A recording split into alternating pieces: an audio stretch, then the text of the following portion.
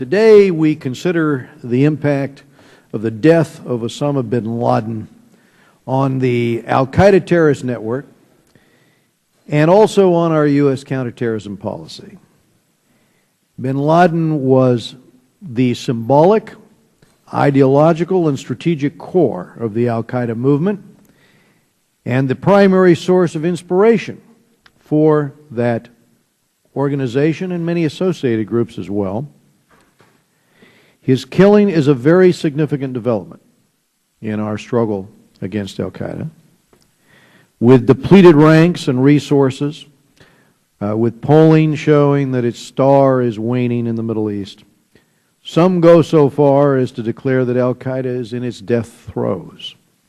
As we'll hear today, that is wishful thinking. Unfortunately, Al-Qaeda has proven all too adaptive, and that is one of the subjects that we're going to be looking at today. One analyst notes that Al-Qaeda operatives were not driven by loyalty to bin Laden's personality. They were driven by his twisted ideals. They embraced those twisted ideals.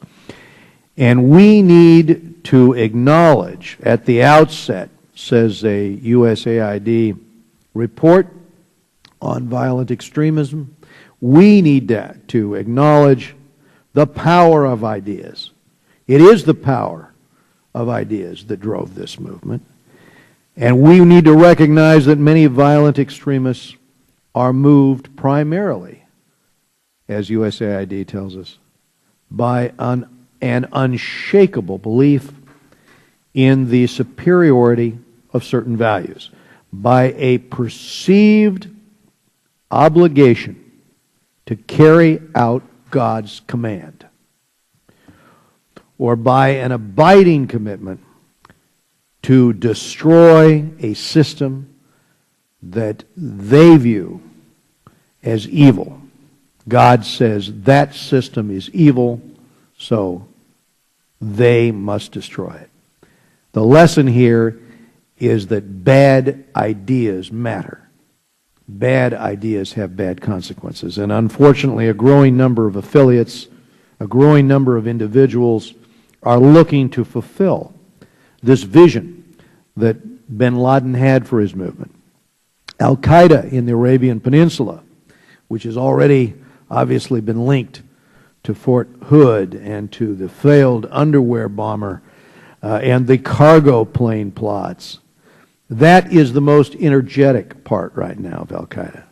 Al-Qaeda in the Islamic Maghreb is threatening. It has deep roots in North Africa and East Africa, deep roots in Europe, as we've seen from the bombings, and an increasing number of European and U.S. citizens also have traveled to Somalia to link up with al-Shabaab.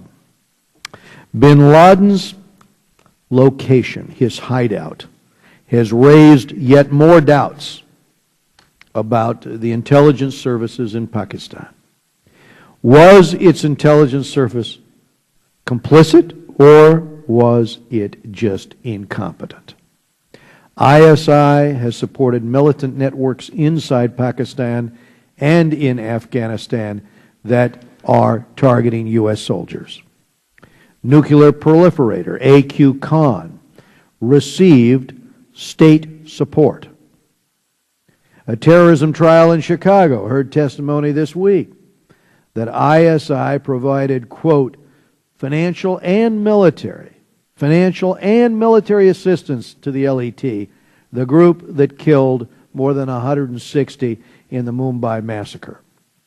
By the way, 6 Americans were killed there as well. In the past 10 years, Pakistan has received $20 billion in U.S. aid, and simply put, our Pakistan policy is not working. Assuming connections between bin Laden and the Pakistani military and intelligence services, a former top IAEA official has asked, what is to say that they would not help Al-Qaeda or other terrorist groups to gain access to sensitive nuclear materials such as highly enriched uranium or plutonium? This isn't such a far-fetched question.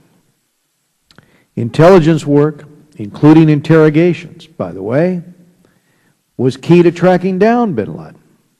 It's notable that outside of Afghanistan and Iraq, there have been no reported U.S. detentions of high-value terrorists under this administration.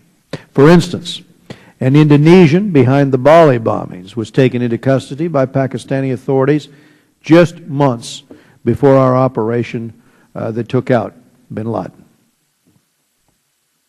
Found near Abbottabad, he has been described as an intelligence gold mine.